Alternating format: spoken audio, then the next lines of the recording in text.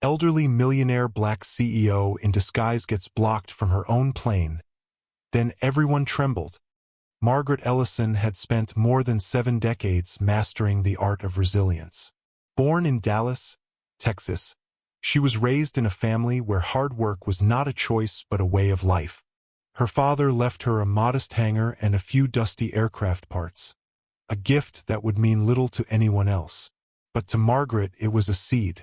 With relentless focus, she nurtured that seed into Ellison Aerodynamics, a global aviation powerhouse serving presidents, diplomats, and the world's richest business leaders. At 72, Margaret was not just another CEO with a corner office. She was the founder, the builder, the visionary who had transformed a dream into a billion-dollar empire. While competitors relied on sleek marketing or government favors, Margaret's company thrived on trust, precision, and dignity. Her planes weren't just aircraft. They were sanctuaries in the sky, known for their safety, elegance, and flawless service. If you are enjoying this story, don't forget to like this video, subscribe to the channel, and share a word of love in the comments. Her influence stretched far beyond aviation. Over 900 direct employees and thousands more contractors relied on her leadership. For many of them, Margaret was more than a boss. She was proof that discipline and dignity could overcome any barrier, even in a world still stained by racism, sexism, and ageism. She had lived those battles, endured countless dismissals as too old, too black, too female, yet she rose every time. On the surface, Margaret's days appeared smooth and predictable. Mornings began with handwritten notes in her leather journal, followed by strategy calls with international partners. Afternoons often meant walking the hangars, speaking to mechanics and pilots by name, checking on engines with the same curiosity she had as a young woman. And evenings were for quiet reflection, a glass of chamomile tea, and the soft hum of classical music filling her home. But beneath that calm rhythm, Margaret sensed something shifting. For months, subtle cracks had appeared. Board meetings that used to be punctual and collaborative now ended abruptly or were postponed altogether. Once friendly colleagues now avoided her eyes in hallways, their whispered conversations fading whenever she entered a room. Even her carefully loyal executive team seemed unsettled, distracted by unseen pressures.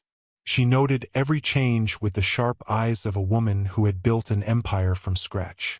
Margaret had lived too long and fought too hard to dismiss these signs as a coincidence. Yet she chose patience. Instead of acting rashly, she observed, recorded, and waited. That patience was both her shield and her weapon. It was during one of those ordinary-seeming mornings that Margaret made her way to the private terminal of Ellison Aerodynamics. She carried herself with quiet authority, her steps steady despite the weight of 72 years. The terminal itself was a reflection of her legacy. Polished marble floors, towering glass walls, and the Ellison crest engraved above the entrance. Every detail spoke of her vision, from the custom Italian leather chairs to the scent of lavender in the air. She was dressed not in designer labels but in her usual understated elegance. Navy slacks, a cream blouse, and a tailored coat.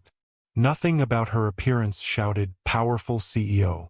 To the untrained eye, she could have been any elderly traveler making her way toward a flight. And perhaps that was the point. Margaret had always believed dignity did not need to announce itself. Still, there was an edge in the air that morning. She felt it as she approached the jet, her company's flagship aircraft. Sleek and polished, it gleamed in silver and navy, a moving symbol of her life's work. It had carried leaders of nations across oceans, hosted secret negotiations that shaped economies, and stood as a reminder that Ellison Aerodynamics was more than just a business. It was history in motion. What Margaret did not know, as she stepped closer, was that this ordinary journey would become a test of everything she had built. A test not of profit margins or quarterly growth, but of human dignity, respect, and the venom of betrayal that had been quietly brewing within her own company. Somewhere in the shadows, someone wanted her out. Someone believed that stripping her of respect, even for just a moment, could fracture her authority and weaken her hold on the empire. That morning at the terminal, Margaret would walk straight into the heart of their scheme. And the world around her, staff, passengers, and executives alike, would soon reveal where they truly stood. Because before she could even set foot on her own plane, before she could claim the seat she had reserved for herself, an act of humiliation would unfold that no one expected. An act that would not only expose prejudice but also unmask betrayal at the highest level of her empire. For Margaret, it began with what seemed like a simple barrier, a single person standing in her way, a voice telling her she did not belong. But what she could not yet see was how this moment would spiral into revelations that shook her company, her legacy, and everyone who dared underestimate her. Margaret approached the jet, the flagship of Ellison Aerodynamics, carrying only a slim leather folder and the quiet authority that had defined her life. To her, stepping aboard was routine. But to others that day, it became a chance to question her very right to belong. At the base of the stairs stood Andrew Clark, a flight attendant in a crisp uniform, his posture sharpened by arrogance rather than professionalism. Instead of greeting her, he lifted a hand as if to block a stranger. His tone was smooth but laced with dismissal. "First class is for VIPs only. You'll need to wait in the lounge." For a moment, Margaret wondered if she had misheard. She reached calmly into her folder and held out her boarding pass. The seat number was clear, 1A. A seat she had occupied countless times, a seat engraved in her memory. But Andrew hardly looked at it. He smirked, shrugged, and said the system must have glitched. Passengers in the lounge began to notice the exchange. Some craned their necks to see. A few whispered, their voices carrying cruel undertones. Maybe she's confused. Maybe she wandered into the wrong place. To them, she wasn't a CEO. She was just an elderly woman, frail and out of step with the luxury around her. Margaret felt each whisper press against her chest. Decades of hard work, thousands of jobs created, contracts signed with heads of state, all erased in seconds by a stranger who chose not to see her. She lowered herself into a plastic chair by the gate, the kind of seat she had fought to rise above. Yet she sat there with calm dignity, observing, listening, collecting every detail. Across the terminal, Vanessa Price stood with a practiced smile. Just months earlier, Margaret had elevated Vanessa to vice president, impressed by her ambition. Now Vanessa tilted her head, pretending not to recognize her own boss. With calculated sweetness, she suggested that perhaps Margaret should take a commercial flight instead, to avoid confusion. The insult was sharper than Andrew's dismissal. It wasn't ignorance, it was betrayal. Margaret had always prided herself on mentoring younger executives, giving women like Vanessa opportunities she never had. And now, the protégé she once trusted was fanning the flames of humiliation in public view.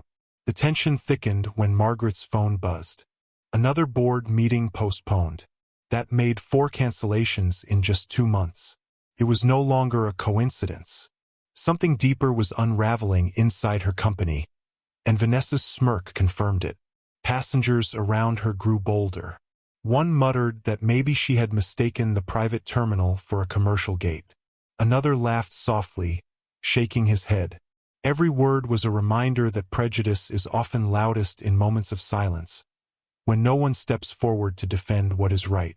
But then, the atmosphere shifted. 2 executives from a rival aviation firm entered the lounge. Spotting Margaret, they approached with warmth and respect, greeting her as Mrs. Ellison. Their genuine recognition cut through the fog of doubt, leaving Andrew visibly unsettled. He glanced from Margaret to the executives, his expression faltering as the weight of his mistake sank in.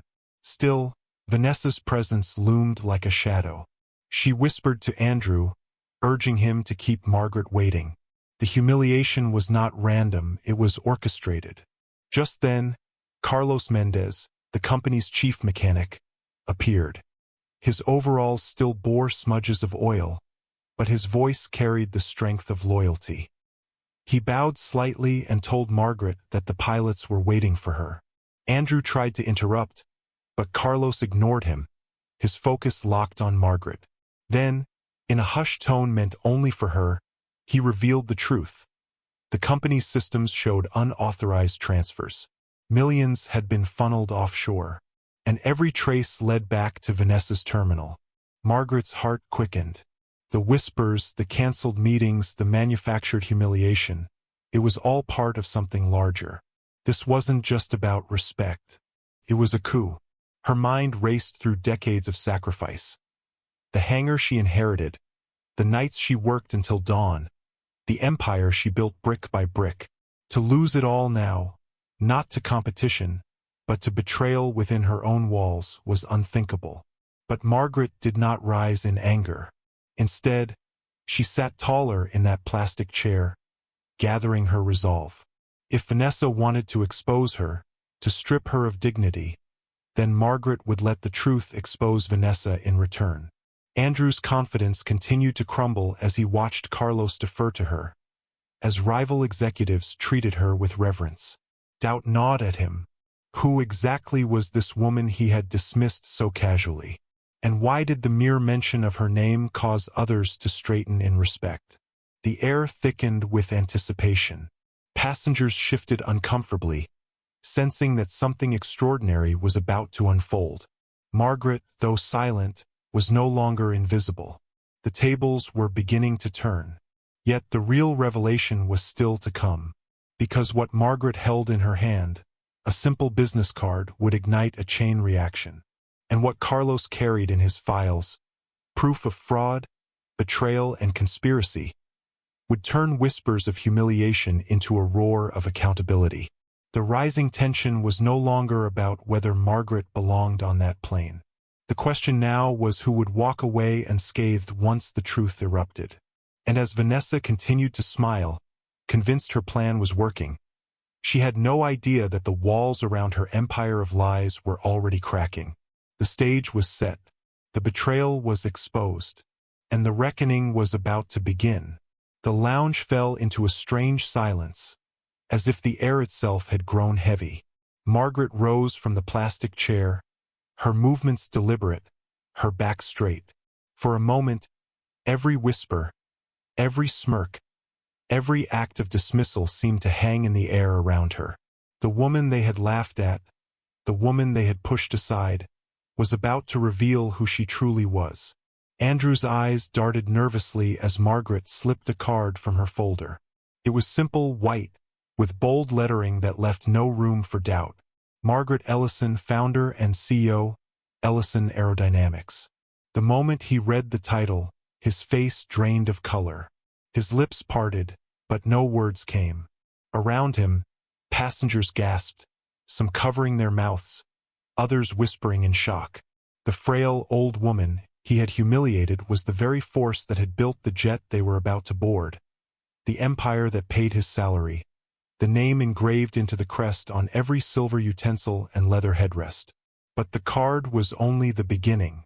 Carlos, still standing loyally by Margaret's side, pressed a button on the overhead speaker system. His voice rang out clear, steady, and unshakable. "Ladies and gentlemen, you deserve to know the truth." Every head turned. Every conversation stopped. Margaret's calm eyes met Vanessa's, and in that silence, Carlos played a recording. It was Vanessa's voice, sharp, calculating, unmistakable. "The old woman won't suspect a thing. In 3 months, the board will remove her, and I'll take full control." The words echoed through the terminal like thunder. Gasps rippled across the room. Some passengers shook their heads in disbelief, and others stared at Vanessa with open contempt. The vice president's painted smile collapsed into panic as her own betrayal reverberated through the air. Margaret stood still, but inside her heart pounded. The humiliation she had endured, the whispers, the stares, the dismissals, suddenly turned outward. Now Vanessa was the one under the microscope. The terminal screens flickered as Carlos connected a live call with the board of directors. One by one, their faces appeared, filling the space with authority. The chairman spoke first, his tone formal but edged with shame. "Mrs. Ellison, we owe you an apology." In that moment, Andrew slumped against the wall, realizing the scale of his mistake. His arrogance had been built on ignorance, and now, exposed under the weight of truth, he looked smaller than ever. But the revelations were not over. Carlos laid out the evidence. Unauthorized transfers, 3 offshore accounts, $3.7 million siphoned from company reserves. Each detail struck like a hammer, dismantling Vanessa's career in real time. Passengers who had once whispered cruelly now leaned forward, captivated. They weren't just witnesses to a scandal. They were part of a reckoning. Every prejudice they had projected onto Margaret was now reflected, magnified by the humiliation of Vanessa's fall. Security arrived, their presence sharp and decisive. Vanessa's protests grew frantic. She shouted about misunderstandings, about loyalty, about power she thought she still had. But the board's legal counsel cut her off, announcing her termination effective immediately and confirming charges of embezzlement, fraud, and conspiracy. Handcuffs clicked around her wrists. The sight was both shocking and satisfying. A woman who had plotted to erase her mentor now being erased from the very company she tried to steal. The same passengers who had laughed at Margaret only an hour earlier now watched Vanessa's disgrace with wide, sober eyes. Margaret, though vindicated, did not gloat. Instead, she spoke with quiet power, her voice steady but carrying the weight of decades. She reminded everyone in the terminal of the numbers that mattered most. Over 900 direct employees, more than 3,000 indirect jobs, 22 government contracts, 15 corporate partnerships, an annual revenue surpassing $1.4 billion. This company, she said, her words resonating like scripture, was never built on greed. It was built on dignity, and dignity will never be stolen. The room trembled with silence, the kind of silence that follows undeniable truth. Andrew, tears welling in his eyes, stammered an apology. He begged for forgiveness, realizing the cruelty he had shown was fueled not by facts but by prejudice. Margaret looked at him with stern compassion. He would not escape accountability, but she saw him for what he was, a pawn in Vanessa's scheme, not its architect. She dismissed him on the spot, yet offered a letter of recommendation for another role, a chance to learn, to grow, to rebuild. It was an act of mercy that left the room stunned. As Vanessa was led away, the final image was unforgettable. The young executive, once drunk with ambition, reduced to a cautionary tale, her wrists bound, her reputation shattered. Margaret, however, did not revel in the downfall. She had endured humiliation, betrayal, and disrespect, but she emerged standing taller than ever.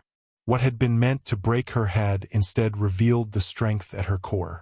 And as she prepared to finally step aboard her plane, one question lingered in the air, unspoken but burning in the minds of everyone watching.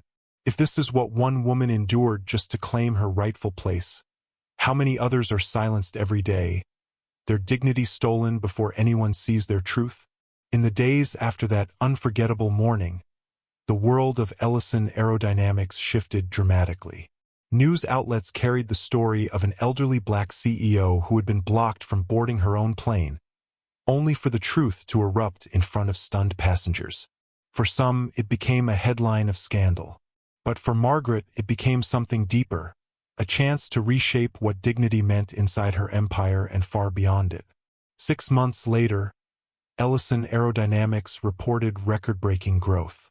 Sales rose 42% year-over-year. Clients who once questioned the company's stability returned with renewed faith, praising Margaret's leadership as proof that integrity could survive even the ugliest betrayals. Inside the company, faces were brighter, morale stronger, and the shadow of Vanessa's scheme was replaced by a new culture of respect. Carlos Mendez, the mechanic who had stood unwavering by Margaret's side, was promoted to director of operations. His loyalty was rewarded not with ceremony but with responsibility. Responsibility to safeguard the culture of honesty that Margaret had always envisioned. Captain Elena Martinez, one of the company's longest-serving pilots, was tasked with leading a new training program, Global Respect and Inclusion, designed to ensure that no employee, client, or partner would ever again be dismissed because of age, race, or appearance. But the most powerful initiative came from Margaret herself. She introduced what she called the Universal Dignity Protocol. It wasn't just a policy, it was a pledge. Every staff member, from executives to flight attendants, signed their name beneath its simple promise to treat every person, regardless of title, background, or appearance, with unshakable respect. To many, it sounded symbolic, but to Margaret, it was the foundation of everything she had built. Without dignity, she believed no empire could stand. As for Vanessa Price, her fall was swift and merciless. Convicted of embezzlement, fraud, and conspiracy, she was sentenced to 10 years in federal prison. The luxury properties she had flaunted on social media were seized. Her reputation, once polished and ambitious, was reduced to cautionary headlines. What she thought would be her rise became a decade-long descent into infamy. For Margaret, it was not victory. It was a reminder of what greed can do when dignity is abandoned. Andrew, the flight attendant who had blocked her path, walked away carrying a different lesson. Though dismissed from Ellison Aerodynamics, he was given a letter of recommendation that opened a door to another aviation firm. There, he began speaking publicly about what he had learned. His words carried a painful honesty. Respect isn't defined by appearance. It's defined by a person's story. For many, he became a symbol of the possibility of change, a flawed man who chose to grow rather than remain blind to his mistakes. Even the passengers who had once mocked Margaret were changed. Some reached out in letters and emails, confessing their shame, admitting that prejudice had shaped their whispers that day. They pledged to carry the lesson forward in their own workplaces, homes, and communities. Margaret read each one, not with bitterness, but with hope. For her, acknowledgement was the first step toward change. When Forbes asked to profile her, Margaret agreed not to gloat, but to reflect. In the interview, she said, "Satisfaction doesn't come from revenge. It comes from building change that lasts." The magazine proposed a statue in her honor, but she declined. Instead, she suggested a memorial to entrepreneurs who built legacies despite prejudice. Men and women whose names had been forgotten, yet whose courage shaped the world we live in. And so, her story became more than one morning at an airport terminal. It became a mirror held up to all of us, reflecting how easy it is to judge by appearance, to dismiss by age, to erase by race.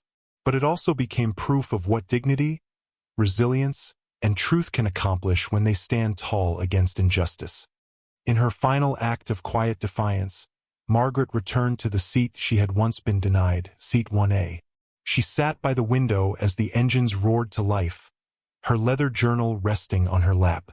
With her pen, she wrote a single line that would later be shared across social media, across classrooms, across boardrooms. "Winning battles proves we were right. Winning wars means building a world where these battles will never be needed again." And that is the heart of Margaret's legacy. Not just the billions her company generates, not the contracts that shape economies, but the reminder that every act of prejudice carries a cost, and every act of dignity plants a seed. So, I ask you, in your life, in your workplace, in your everyday interactions, are you planting seeds of dignity, or are you allowing prejudice to grow unchecked? Because one day, like Margaret, you may discover that the smallest moment of respect, or disrespect, can change everything. Margaret's story reminds us how quickly dignity can be dismissed and how powerful it is when we choose to honor it instead. What stood out to you the most, her resilience, the betrayal she faced, or the way she rebuilt stronger than ever? I'd love to hear your thoughts in the comments below. If the story moved you, Make sure to like the video and subscribe to the channel for more stories that matter. Together, let's keep these conversations alive.